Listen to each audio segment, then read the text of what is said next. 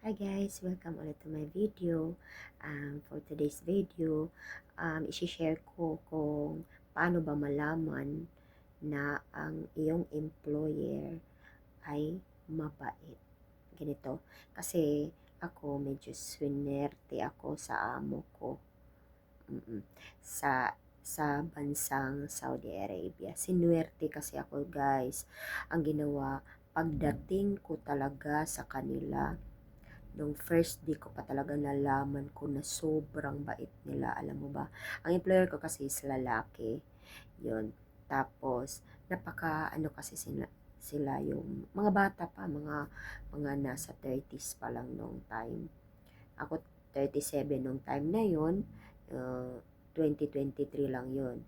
Tapos, sila nasa 32, 34 lang yung lalaki, yung babae 32 lang. So, ang nangyari pagdating ko is, ganito, pagdating sa bahay, pagtingin ko, apartment lang, maliit lang. So, kaya lang. Alam ko na mag-aalaga ako, parang may bata. Hindi ko sure kung anong edad. Kasi, pagdating ko, diretso agad diretso. Tapos sabi ng lalaki, ito yung, ito yung room mo.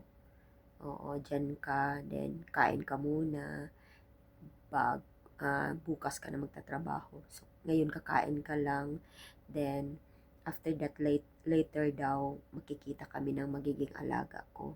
So, ganito ang nangyari. Pagpasok ko, before ako pumasok, um, uh, inano niya yung cellphone ko, iniram niya ako kasi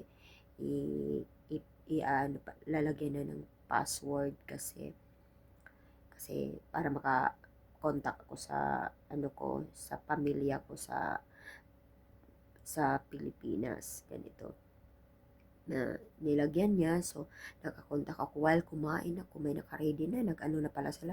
Inorderan na nila ako. May mga pagkain na. Pagbukas ko talaga ng kwarto ko, guys, ang daming mga gamit. Talagang kumpleto na. Sa CR ko, punong-puno na ng mga parang good for uh, 3 to 5 months na ng mga gamit ko, mga lotion, shampoo, ang lalaki, ganyan. Lalaki, may towel, may mga tupperware, may mga baso na tsaka plato na nire-ready na para sa akin lang. Tapos yung bed ko, may mga bago rin yung mga sapin, yung mga ganun. Talagang shock ako, sabi ko. Tapos naka-AC syempre. Doon kasi sa ibang bansa naka-AC ka. So, ang nangyari, di, saya-saya ko, ito na, swerte ko na. Doon ko na nalaman na ganito palang feeling pag swerte ka. Kasi, prayers talaga ang, sigad talaga ang tumutulong sa atin. Dahil nagkaroon tayo ng amo o employer na sobrang bait, sobrang galante, ganun. Ganun ang nangyari sa first day ko, sa sobrang saya ko. And then, later, nung nagkita kami ng alaga ko, 11 months pa lang yung magiging alagaan ko na baby. Pero, yung mga baby pa lang doon is nag-aaral na from 3 months pataas. Nag-aaral na mga baby. Hinahatid na nila sa school, iniiwan lang.